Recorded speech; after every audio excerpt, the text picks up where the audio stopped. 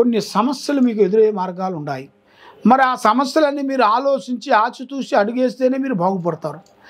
లేదు ఏం పర్వాలేదులే భగవంతుడు మనకి అన్ని తెలివితేటలు ఇచ్చేసేయాలి అనుకొని మీరు మూర్ఖంగా ఆలోచించి ముందడుగు వేశారనుకోండి, మీ పని అధోగతి పాలయ్యే మార్గాలు ఉన్నాయి. అది కాబట్టి మరి ఇప్పుడు టయాలు అనుకూలంగా లేదు. మరి స్థానం కూడా మీరు ఒకటి తీసుకోవాల్సింది కూడా కొన్ని గ్రహాలు కొన్ని ఎదురవుతున్నాయి. దానివల్ల మనసు కూడా కొంచెం కరెక్ట్గా ఉండలేదు.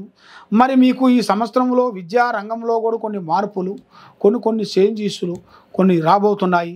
మరి పెళ్ళిళ్ళు కానీ గృహప్రవేశాలు కానీ ఈ నెలలో మీకు అద్భుతంగా విజయవంతమయ్యే మార్గాలు కూడా కొన్ని కనబడుతున్నాయి.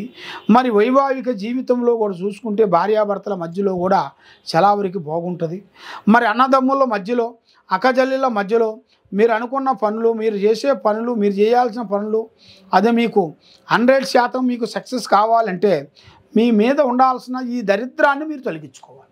ఈ దరిద్రాన్ని మీరు ఉంచుకొని మీరు ఏ కార్యక్రమం చేసినా ముందుకు రాలేరు. ఈ దరిద్రం అనేది మీకు పోవాలంటే మీ పేరు బలంలో అంజనం వేసి అసలు మీ ఇంట్లో ఏముంది, మీ ఒంట్లో ఏముంది, మీకు ఏమేమి జరుగుతుంది అనేది మీ గురించి అమ్మవారు అంజనం వేసి జాతక చక్ర గణిత వేసి చూసి చెప్పగలుగుతాం. కాబట్టి మరి ప్రేమ సమస్య అంటే మీరు ఎన్నో రోజుల నుంచి ఎన్నో విధానాలుగా ప్రేమిస్తున్నారు. ఎంత ప్రేమించినా కూడా ఏది సెట్ కాకోకుండా అయిపోతుంది.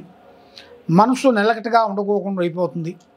చేతికి ఆటకు వచ్చింది చేతికి అందుకోకుండా నోటికి అందుకోకుండా పోతుంది. మరి ఏమిటిది కర్మ దోషం ఏమిటి, కర్మ ఏమిటి అనేది మనసులో చాలా బాధపడుతుంటారు. శ్రీ ఆంజనేయ స్వామిని ఇల్లు పూజించాలి. శ్రీ ఆంజనేయ స్వామికి 101 తమలపాకుతో ఇల్లు పూజా బలం చేసినట్టుగైతే ఇలా కుటుంబం చాలా వరకు ప్రశాంతంగా ఉంటుంది. కాబట్టి ఈ 101 పూజా బలం చేసినట్టుగైతే చాలా వరకు అభివృద్ధి అయ్యే మార్గాలు కూడా కొన్ని కనబడుతున్నాయి.